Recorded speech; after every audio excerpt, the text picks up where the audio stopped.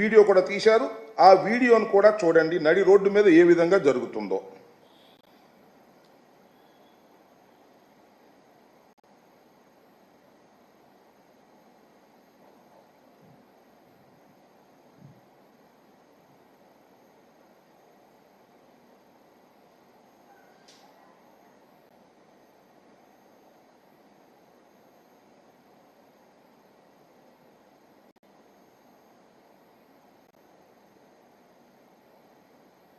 అయిపోయిందా?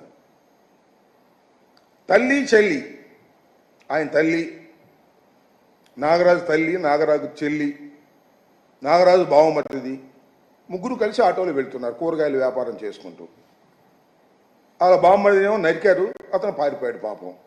తల్లి చెల్లి కాళ్ళ వేళ్ళ పడుతున్నా కూడా దారుణంగా ఈడ్చుకొని వెళ్ళి బండిలో ఎక్కించుకుని తీసుకువెళ్తే ఏంటి లా అండ్ ఆర్డర్ ఉండట పోయినట్ట ఈ రాష్ట్రంలో? అదేమంటే అసలు లా అండ్ ఆర్డర్ గురించి మీరు మాట్లాడతారా? రాష్ట్రపతి పరిపాలన విధించమంటారు 2 నెలలకే అంటే ఏమిటిది? నడి రోడ్డు మీద కిడ్నాప్ జరుగుతుంటే, నడి రోడ్డు మీద మటలు జరుగుతుంటే ఇది మణిపూరా, బీహారా, లేక ఆంధ్రప్రదేశా? చంద్రబాబు నాయుడు గారి నాయకత్వంలో జరుగుతున్నటువంటి ఈ ప్రభుత్వంలో అంటే రెడ్ బుక్ రాజ్యాంగం నడుస్తూ ఉన్నది.